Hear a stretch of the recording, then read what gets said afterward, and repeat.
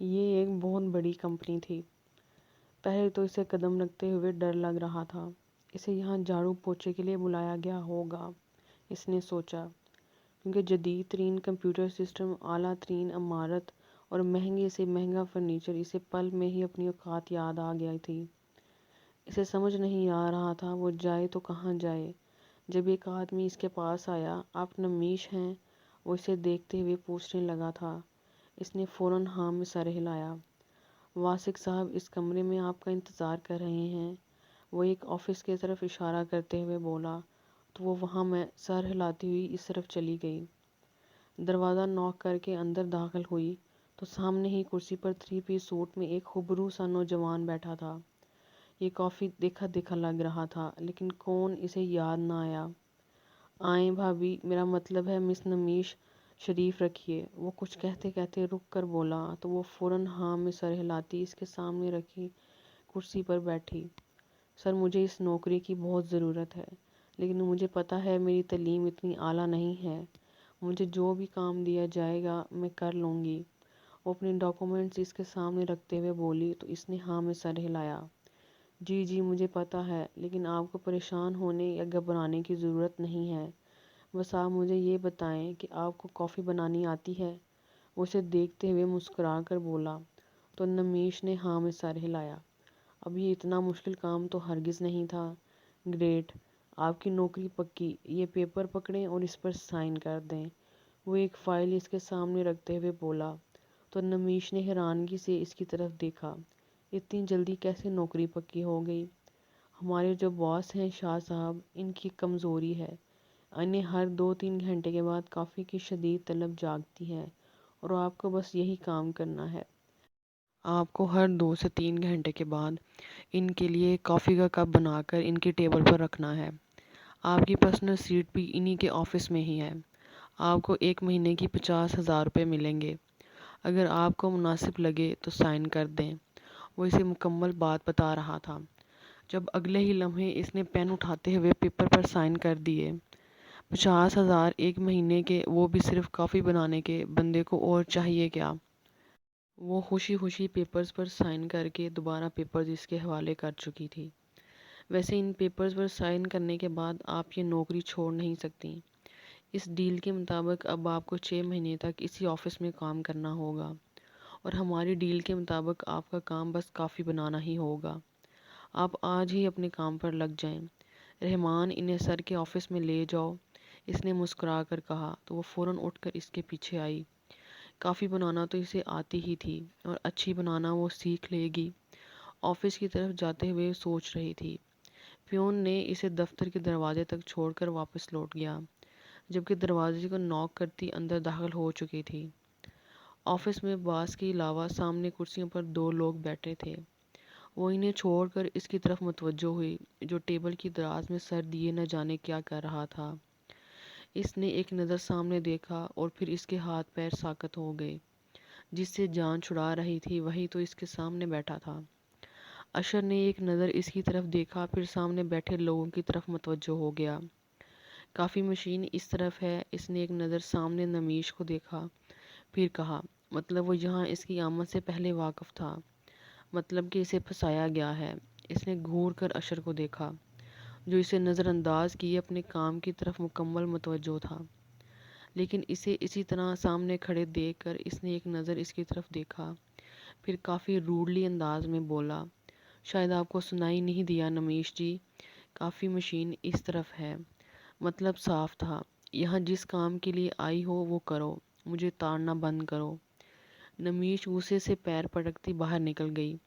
اب اسے وہ بندہ بھی یاد آ گیا تھا جس دن اس کا نکاح ہوا تھا۔ اس دن وہ گواہ کے طور پر ان کے ساتھ تھا۔ "ارے کیا ہوا مس نمیش، آپ اتنے غصے میں کیوں ہیں؟" وہ اس کے سامنے کھڑا مسکرا کر پوچھ رہا تھا۔ "تم یہ سب کچھ جانتے تھے نا، اور تم وہی ہو جو اس دن ہسپتال میں نکاح کے وقت ساتھ تھے۔ ارے واہ، آپ نے مجھے پہچان لیا، لیکن میری کوئی غلطی نہیں ہے۔ میں نے وہی کیا جو آپ کے شوہر نے مجھ سے کہا۔ ٹھیک ہے تو بتا دینا انہیں، میں واپس جا رہی ہوں." وہ انتہائی غصے سے کہتی وہاں سے جانے والی تھی جب واسق نے کہا، "آپ ایسے نہیں جا سکتی، آپ نے کنٹریکٹ پیپر سائن کیا ہے۔ 6 مہینے تک آپ نوکری کو چھوڑ نہیں سکتی۔ اگر آپ نے اس نوکری کو چھوڑا تو فوری طور پر آپ کو ہماری کمپنی کو 5 لاکھ روپے دینے پڑیں گے، اور اگر آپ نے نہیں دیے تو آپ کو جیل بھی ہو سکتی ہے۔ وہ اسے سمجھا رہا تھا یا دھمکا رہا تھا، وہ سمجھ نہیں پائی۔ تم لوگ مجھے جیل بھیجو گے، مجھے وہ اسے گھورتے ہوئے بولی تو واسق نے ہاں میں سر ہلایا۔ میرا باس اندر آپ کا انتظار کر رہا ہے، اور آپ کی کافی کا بھی۔ اگر آپ جیل نہیں جانا چاہتی تو کافی بنانا اتنا مشکل کام نہیں ہے، اور سیلری بھی اچھی ہے۔ کبھی سنا ہے کہ کافی بنانے والے کو 50,000 روپے مل رہے ہوں، وہ بھی 1 مہینے کے۔ ذرا عقل سے کام لیں اور باس کو کافی دیں۔ خدا حافظ۔ وہ اسے ڈراتے ہوئے دوبارہ اپنے کیبن کی طرف چلا گیا تھا، جبکہ وہ سچ میں ڈر چکی تھی۔ ویسے بھی اس کی ذات سے اشر کو کون سا فائدہ تھا جو اسے جیل جانے سے بچاتا۔ وہ دروازہ کھٹکھٹائے بغیر اندر داخل ہوئی، اور شاید یہی بات اشر کو بہت غصہ دلا گئی تھی۔ مس نمیش، آپ کو اتنی تمیز نہیں ہے کہ کسی کے روم میں آنے سے پہلے ناک کیا جائے؟ دوبارہ باہر جائیں اور دروازہ کھٹکھٹا کر میری اجازت کے بعد اندر داخل ہوں۔ اس کے انداز سے کہیں بھی نہیں لگ رہا تھا کہ وہ مذاق کر رہا ہے، مطلب وہ اس کی اتنی بے عزتی کر رہا تھا، لیکن اس وقت اس کے ذہن پر جیل جانے کا خوف زیادہ سوار تھا۔ وہ باہر گئی، دروازہ کھٹکھٹایا۔ اشر کی آواز پر وہ پیر پٹکتے واپس آفس میں آئی اور بنا کسی کا مخاطب کیے کافی بنانے لگی۔ اشر کو اس کا غصے سے بھرپور چہرہ دیکھ کر بہت مزہ آ رہا تھا۔ تھوڑی دیر میں وہ لوگ اٹھ کر باہر چلے گئے۔ نمیش کو اشر کے آفس میں ہی ٹیبل کرسی دی گئی تھی۔ یہ بات وہ واسق اسے بتا ہی چکا تھا۔ آپ نے مجھے دھوکہ دے کر میرے ساتھ ٹھیک نہیں کیا۔ ان کے جاتے ہی وہ غصے سے بولی۔ اور تم جو شوہر کو بتائے بغیر اس طرح نوکریاں تلاش کرنے لگی تھی، اس کا کیا؟ وہ بھی اسے دیکھ کر کہنے لگا تو ایک پل کے لیے شرمندہ ہوئی، لیکن پھر سوچا کہ اسے جان چھڑانی ہے تو پھر شرمندگی کیسی؟ وہ سر اٹھا کر بولی، تو کیا ساری زندگی آپ کے سہارے پر بیٹھی رہوں گی؟ آج نہیں تو کل مجھے نوکری کرنی پڑے گی۔ تم میری بیوی ہو نمیش، میں زندگی بھر تمہارے ساتھ ہوں، تمہیں ان نوکریوں کی ضرورت نہیں ہے۔ وہ سمجھا رہا تھا۔ مجھ سے فالتو کی باتیں مت کریں، میں صرف یہاں کافی بنانے کے لیے رکھی گئی ہوں۔ اس کے احساس دلانے پر وہ چڑھ کر بولی، کیونکہ دل اب بھی یہی کہہ رہا تھا اشر شاہ اتنا اچھا نہیں جتنا بن رہا ہے۔ اس کا انداز ایسا تھا کہ اشر کو شک ہوا کہ باس وہ ہے یا سامنے بیٹھی لڑکی۔ اشر نے سارا دن اسے بہت زیادہ تنگ کیا تھا۔ اسے خود بھی بہت مزہ آ رہا تھا نمیش کا سرخ چہرہ ٹماٹر جیسا دیکھتے ہوئے، لیکن اشر باز نہیں آیا۔ شادی کے پہلے دن سے وہ اسے تنگ کر رہی تھی۔ اب آخر کار اشر کو اچھا موقع ملا تھا اسے تنگ کرنے کا، تو وہ اسے کیسے ہاتھ سے نہیں جانے دیتا۔ صبح سے آفس میں جو بھی آیا تھا اشر نے سب کے لیے کافی اسی سے بنوائی تھی۔ کافی بناتے بناتے اس کے ہاتھ سچ میں تھک گئے تھے، لیکن اب اس کا یہ کام تھا جو اس نے کرنا تھا۔ وہ تو اس وقت کو پچھتا رہی تھی جب اس نے ان پیپرز پر سائن کیے۔ کیا سوچ کے اتنی خوشی سے اس نے سائن کر دیے تھے؟ کیا وہ اتنی بے وقوف تھی کہ اشر کی چال کو سمجھ نہیں آئی؟ اللہ جی، یہ سب خواب بنا کر مجھے نیند سے جگا دیں۔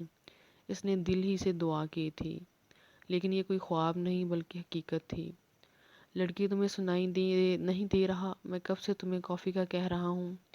اشر نے اونچی آواز میں کہا تھا، کیونکہ وہ اپنے ہی خیالوں میں کیوٹ کیوٹ فیس بنا رہی تھی، اور اشر بیچارے کو دل کی دھڑکن کو ہلا رہی تھی۔ یہ لڑکی کیا ہوتا ہے؟ میرا نام نمیش ہے، نمیش، اور بہتر ہوگا آپ مجھے میرے نام سے پکاریں، ورنہ آپ کو آپ کے اس آفس کے ساتھ اٹھا کر باہر پھینک دوں گی۔ وہ انتہائی غصے سے کیا بول رہی تھی یہ تو وہ خود بھی نہیں سمجھتی تھی۔ وہ غصے سے کیا کہتی تھی اسے خود بھی نہیں پتا ہوتا تھا۔ یار مجھے تو ٹھیک ہے، لیکن میرے آفس کو کیسے اٹھا کر باہر پھینکو گی؟ وہ سیریس انداز میں پوچھنے لگا، جبکہ اس کی حالت اسے بہت مزہ دے رہی تھی۔ آپ میرے ساتھ فضول باتیں نہ کریں، میں یہاں صرف کافی بنانے کے لیے آئی ہوں۔ یہ بات اس نے صبح سے اب تک اسے تقریباً 90 بار یاد دلوائی تھی۔ ہاں تو وہی تو کہہ رہا ہوں، فضول بحث مت کرو بلکہ کافی بناؤ میرے لیے۔ اشر بھی کہاں چپ رہنے والا تھا، جبکہ اس کے اس باس والے انداز پر اندر سے کھولتی رہ گئی۔ اب اشر نے سوچ لیا تھا کہ اب وہ اسے اسی کے انداز میں ڈیل کرے گا۔ یہ لڑکی آسانی سے ہاتھ نہیں آنے والی، اس لیے اشر نے اسی کا انداز اپنا لیا تھا جو اس کے لیے کافی فائدہ مند ثابت ہو رہا تھا۔ وہ سارا دن اس کے سامنے رہے گی تو کوئی بھی بیوقوفی نہیں کر پائے گی۔ وہ تو شکر تھا چچا کا، جنہوں نے پہلے ہی اسے فون کر کے بتا دیا کہ نمیش نوکری کی تلاش کر رہی ہے، اور ایسے میں اشر نے ان سے کہا کہ وہ اسے اسی کے آفس بھیج دیں، وہ سب سنبھال لے گا، اور اس نے سب کچھ سنبھال لیا تھا۔ سنو نمیش، پلیز تھوڑی دیر یہیں رک جاؤ، ہم دونوں ساتھ چلیں گے، وہ 6 بجے اٹھتے دیکھ کر بولا۔ سب لوگ ہی جا رہے تھے تو وہ یہاں کیوں رکتی؟ مجھے آپ کے ساتھ نہیں جانا، میں خود جا سکتی ہوں، اور نخرے دکھاتے ہوئے بولی جب اشر نے اس کا ہاتھ تھام لیا۔ یار تھوڑی دیر رک جاؤ، دونوں ساتھ چلیں گے، وہ اسے سمجھا رہا تھا۔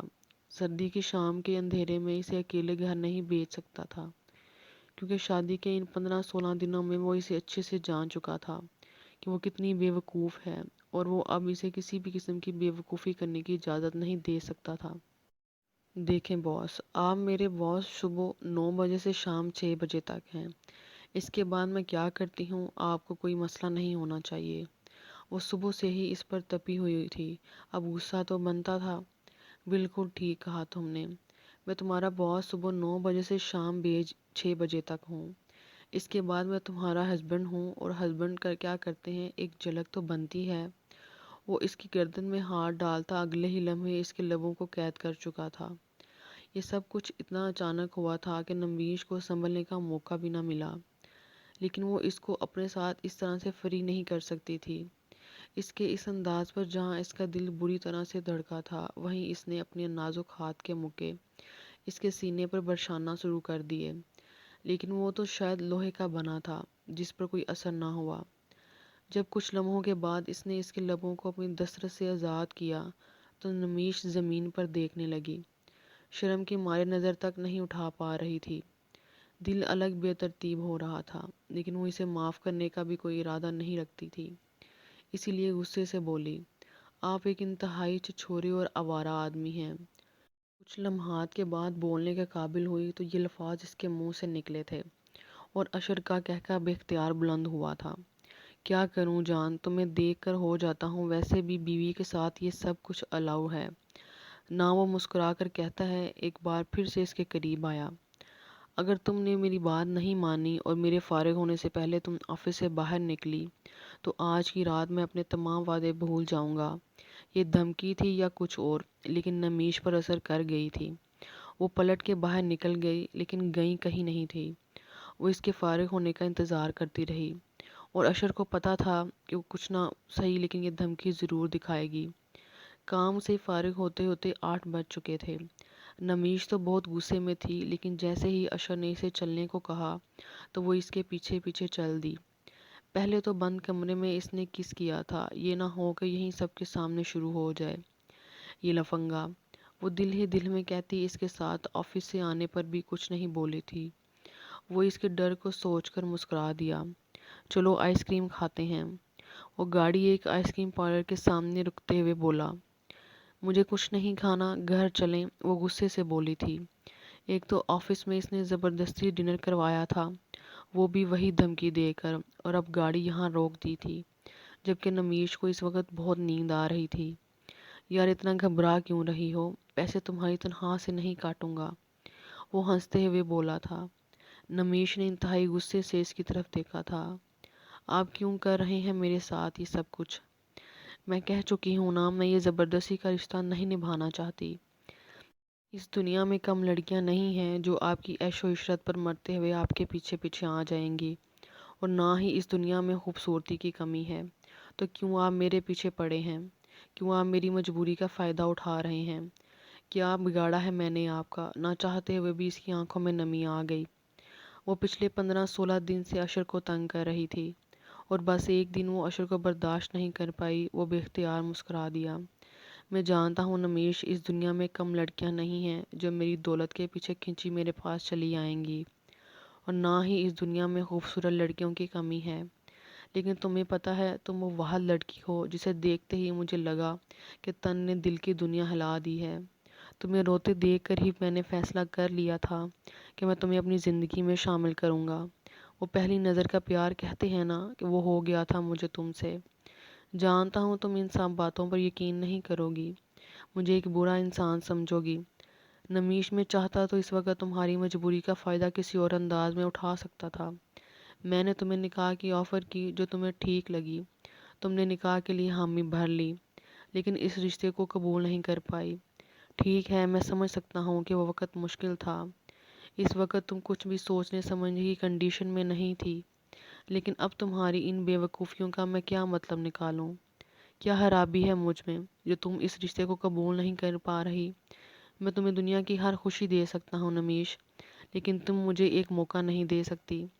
تم میری بیوی ہو نمیش، میں جب چاہوں جو چاہوں کر سکتا ہوں، لیکن اس کے باوجود بھی میں تمہیں اس رشتے کے لیے وقت دے رہا ہوں تاکہ تم سنبھل جاؤ، اس رشتے کو سمجھ جاؤ۔ لیکن تم اپنی بے وقوفیوں اور اپنی سوچوں کی وجہ سے نہ تو اس رشتے کو قبول کر پا رہی ہو اور نہ ہی مجھے سمجھنے کی کوشش کر رہی ہو۔ میں تم سے محبت کرتا ہوں یار، اتنی سی بات کیوں نہیں سمجھ پا رہی ہو؟ اب اشر کو غصہ آنے لگا تھا اور وہ اس کے غصے سے خوف زدہ ہو گئی تھی۔ میں اتنی خوبصورت نہیں ہوں، وہ نظر جھکا کر منمنائی تھی۔ مجھے کوئی خوبصورت لڑکی نہیں چاہیے نمیش، مجھے ایک ایسی لڑکی چاہیے جو مجھ سے پیار کرے۔ وہ اب بھی سمجھا رہا تھا۔ آپ کو کوئی بھی لڑکی مل جائے گی جو آپ سے پیار کرتی ہے، آپ اتنے دولت مند ہیں، اتنے امیر ہیں، آپ وہ پھر بولی تھی۔ عیش و عشرت، شہرت اور دولت سے مجھے بہت ساری لڑکیاں مل جائیں گی، لیکن ایسا دل جو پیار کرے وہ تمہارے علاوہ اور کہیں سے نہیں ملے گا۔ اور جیسے آج اسے کسی بھی طرح اپنی بات سمجھانا چاہتا تھا۔ مجھے کچھ سمجھ نہیں آ رہا، وہ اتنی دیر کے بعد بولی بھی تو کیا؟ تو سمجھا تو رہا ہوں میری جان، سمجھنے کی کوشش کرو گی تو سمجھ آئے گا نا۔ میں جانتا ہوں تم مجھ سے پیار نہیں کرتی، اسی لیے سب کچھ کر رہی ہو، لیکن تم مجھے ایک موقع تو دو۔ میں تم سے بس ایک موقع مانگتا ہوں، تمہیں خود مجھ سے پیار ہو جائے گا۔ نمیش تم مجھ سے پیار مت کرو، بس میرے پیار کو سمجھو۔ میں تمہیں ساتھ کوئی زبردستی نہیں کروں گا اور نہ ہی تمہیں فورس کروں گا۔ مجھے تھوڑا وقت دو، اگر میں تمہارے دل میں اپنی جگہ نہیں بنا پایا تو وہی ہوگا جو تم چاہو گی، ٹھیک ہے، لیکن اپنی بات پر قائم رہیے گا۔ وہ اس کی بات کاٹ کر بولی۔ وہ اشر اداسی سے مسکرا کر ہاں میں سر ہلایا۔ اب بھی وہ اس کی بات کو سمجھنے کے بجائے اپنے انداز میں لے چکی تھی۔ اس کے دماغ میں اس وقت بھی اشر کو چھوڑنا ہی تھا، لیکن اشر محبت میں مجبور تھا، اس لیے چپ ہو گیا۔ شاید محبت ہوتی ہی ایسی ہے۔ آج کے لیے اتنا ہی، آئندہ کے لیے ہمارے ساتھ رہیے گا۔ اللہ حافظ۔